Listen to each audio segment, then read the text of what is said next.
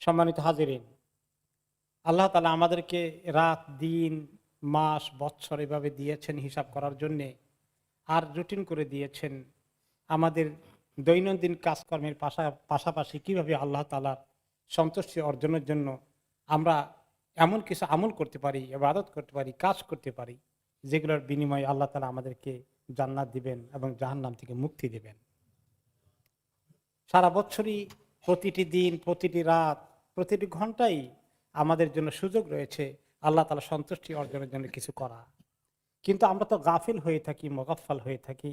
আমরা অনেক সময় লেজি হয়ে যাই, অলস হয়ে যাই, যার ফলে নিয়মিত রুটিনটা আমাদের ঠিক থাকে না। যেভাবে করলে আল্লাহ তাআলার কাছে আমরা অনেক কিছু পাওয়ার ছিলাম, সেগুলো মিস করে ফেলি। সেজন্য আল্লাহ তাআলা আমাদেরকে কিছু স্পেশাল সময় বরাদ্দ করে দিয়েছেন এবং আমাদেরকে খুব উৎসাহিত করেছেন। অন্তত এই সময়গুলোতে আমরা যেন একটু উদ্যোগী হয়ে এমন কিছু করতে পারি যা আমাদের সারা বছর ত্রুটিকে একটু পোষাইয়ে দেবে। এবং সেই জন্য তিনি আমাদেরকে রমাদান দিয়েছেন, লাইলাতুল কদর দিয়েছেন। এরকম স্পেশাল সময়গুলোর পাশাপাশি আরেকটি সময় আছে, আপনারা শুনেছেন, জিলহজ মাসের 10টি দিন, প্রথম 10টি দিন আল্লাহ তাআলার কাছে অনেক মোবারক। রমাদান ছাড়া আর এরকম 10টি দিনের একটা স্লট সারা বছর আর কোনো সময় পাওয়া যায় না। এই সময়ের ইবাদতকে, আমলকে আল্লাহ তাআলা অনেক বেশি কবুল করেন। এই যে কবুলের সময়টা আছে, এটা কিন্তু আমরা যেভাবে রমাদানকে গুরুত্ব দেই, মাশাআল্লাহ ভালো জিনিস, কিন্তু এই 10টি দিনের এত গুরুত্ব বোধহয় আমাদের কাছে নেই। আমরা খুব কমই গুরুত্ব দিই। অথচ এই সময় কিন্তু একটা অত্যন্ত ফজিলতের সময় আমল করার জন্যে। সবসময় আল্লাহ তাআলার কাছে আমাদের সুযোগ নেওয়া দরকার, যে কোন সময় কিভাবে কখন আল্লাহ তাআলার সুযোগটা আমরা পেয়ে যাই। একটা হাদিসে এসেছে যে হে হে উম্মত, তোমরা সব সময় একটু ভালো কিছু পাওয়ার খেয়ালে থাকো, চেষ্টা করো। এবং তোমরা কি জানো, আল্লাহ তাআলার রহমতের এক এক সময় একটা জোয়ার আসে, রহমতের একটা সুন্দর বাতাস আসে। কখন এটা আসবে তোমরা জানো না। এই জন্য যখনই তোমার সুযোগ হয়, তুমি আল্লাহর রহমতের বাতাসটা পাওয়ার জন্য একটু উদগ্রীব হয়ে থাকো। আর যদি একবার কেউ ওই রহমতের, যে সময় আল্লাহ দেবেন বেশি করে রহমত, ওই সময়ের ভিতরে কেউ যদি রাইট অবস্থায় থাকে, তাহলে সে এমন পাওয়া পেয়ে যাবে, আল্লাহ তাআলা তাকে জাহান্নাম থেকে মুক্তি দিয়ে দিবেন। এই কথাটা অত্যন্ত গুরুত্বপূর্ণ। এই জন্য কোনো সময় গাফিল থাকার চিন্তা যেন না করি। বেকার অবসর সময়, বেহুদা নষ্ট গল্প গুজব আড্ডা এগুলোতে না দিয়ে কিভাবে কোন সময় আল্লাহ তাআলার রহমতটা পার হয়ে যায়, মেইন বাতাসটা আমি মিস করে ফেলি। সবসময় সতর্ক থাকা দরকার। এরপরেও স্পেশাল সময়গুলো আল্লাহ তাআলা দিয়েছেন।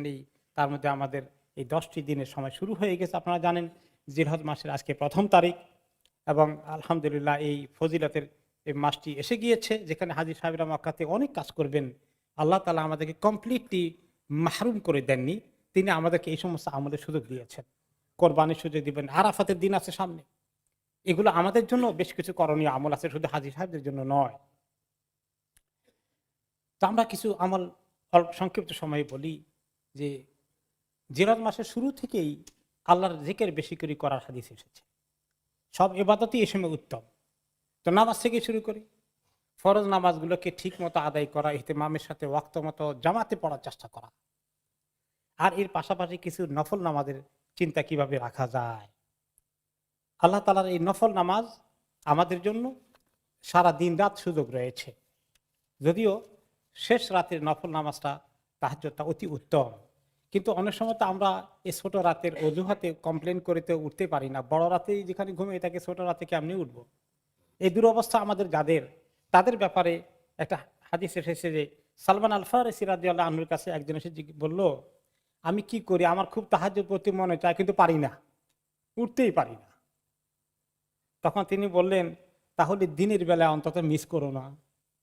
দিনে তো নামাজ পড়ার সুযোগ আছে, তুমি রাতে মিস করেছো। দিনে অনেকগুলো নামাজ আছে, সালাতুল ইশা কাছে 4টা আছে, তারপরে আপনার মসজিদে আসলে তাহিয়াতুল মসজিদ আছে। এইভাবে করে যে কোনো হারাম আর মাকরু ওয়াক্তে বাদ দিলে তো অনেক নফল নামাজের সুযোগ আছে। যারা তাহাজ্জুদ পারি না, তাদের জন্য দিনের কিছু সুযোগ নেই না সময় মতো। তাহলে এই 10 দিনের মধ্যে নামাজের আমলগুলো যেভাবে রমাদানে আমরা দেখেছি মসজিদ ভর্তি হয়ে যায় জামাতে, এখনো হওয়া উচিত। তারপরে রোজার আমল আছে। রমাদানে তো ফরজ রোজা, এই সময় রোজা ফরজ নয়, কিন্তু এই 9টি দিনের রোজা নবী করিম সাল্লাল্লাহু আলাইহি ওয়াসাল্লাম মিস করেন নাই, হাদিসে এসেছে। তাহলে এই 9টি দিনের রোজা, দিন অনেক বড়, অনেকে আর নফল রোজার জন্য এত সাহস করবো না, তাহলে সোমবার বৃহস্পতিবার পারা যায় কিনা অন্তত, যেগুলো আরেকটি হাদিসে অনেক গুরুত্ব দেওয়া হয়েছে। তারপরে কমপক্ষে একটা তো কারোই মিস করা উচিত না, যেটা আরাফাতের দিন। সেদিন আল্লাহ গত 1 বছরের আগামী আরেক বছর 2 বছরের গুনাহ মাফ করে দিবেন, এবং এই বছর আরাফা হয়ে যাবে শনিবারে ইনশাআল্লাহ, এবং পরে রবিবারে ঈদ হবে। কাজে শনিবারের রোজাটা যেন আমাদের কারোই মিস না হয়ে যায়, হাজিরা ছাড়া। হাজিদের জন্য ওই দিন এই রোজা রাখার ফজিলত নেই, তাদের রাখা ঠিক নয়। আর যারা হাজি নন তাদের সবার জন্য ওই দিনটা যেন মিস না হয়ে যায়। এরপরে আমরা দেখি যে এই রোজার পরে আর কি আমল করা যায় এই 10 দিনের মধ্যে। সেখানে আছে আপনার বেশি করে আল্লাহ তাআলার জিকির এবং দোয়া করা, তওবা ইস্তিগফার করা, কোরআন শরীফ বেশি করে পড়া। রমাদানে কোরআন শরীফ বেশি করে পড়েছি, এই এখন 10 দিনে এরকম করে আমরা বেশি করে চেষ্টা করি। আর এই যে জিকির দোয়ার মধ্যে অন্যতম জিকির দোয়া হচ্ছে আল্লাহু আকবার, আল্লাহু আকবার, লা ইলাহা ইল্লাল্লাহ, আল্লাহু আকবার, আল্লাহু আকবার, ওয়ালিল্লাহিল হামদ।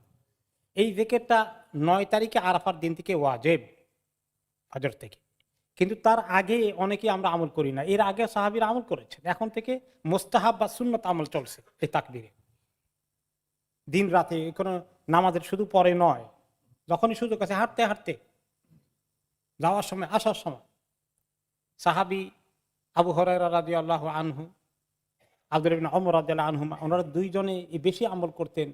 বাজারে যখন লোকেরা ব্যস্ত থাকতে ওখানে গেলেও একটু জোরে পড়তেন, যাতে লোকদেরকে মনে করে দেওয়া হয়, এবং ওনারা পড়তেন ওনাদের কথা শুনে। এই জিকিরটা করতেন, যে তাকবীরের জিকির, আল্লাহু আকবার, আল্লাহু আকবার, লা ইলাহা ইল্লাল্লাহ, আল্লাহু আকবার, আল্লাহু আকবার, ওয়ালিল্লাহিল হামদ। তাহলে এই 10 দিনে এটা অন্যতম একটি বড় ইবাদত। এছাড়া দান খয়রাত অন্য সময় যেভাবে করা, তাতেও সওয়াব আছে, অনেক অনেক দরকার। কিন্তু যেভাবে রমাদানে স্পেশাল আমরা করেছি, এই সময় যেহেতু স্পেশাল ফজিলতের সময়, এই সময় একটু দান খয়রাতের জন্য হাতটা আর একটু বাড়িয়ে দেই, এটা একটু খেয়াল করি আমরা। তারপরে সর্বশেষ কথা হচ্ছে যে যদি ইবাদত কমও করি, গুনার থেকে কিভাবে বাঁচতে পারি। ফজিলতের সময়, যে সময়টা আল্লাহর স্পেশাল, ওই সময় গুনাহ করলে মানুষের গুনার শাস্তির পরিমাণ আরো বেড়ে যায়, কারণ আল্লাহর শানে বেয়াদবি হয়। আমি ফজিলতের সময় দিছি ইবাদত করার জন্য, আর তুমি গুনাহ করো, এবার কিভাবে গুনাহ থেকে দূরে থাকতে পারি।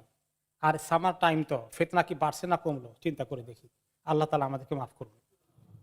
তাহলে আমরা কিভাবে এই গুনাহ থেকে বাঁচতে পারি, এটা একটি বড় আমল মনে করতে হবে। গুনাহ থেকে বেঁচে থাকাটাই একটি বড় আমল। সময় কম, আল্লাহ রাব্বুল আলামিন আমাদেরকে এই কয়টি দিনের আমল করার জন্য যেন তৌফিক দান করেন, তিনি যেন কবুল করেন।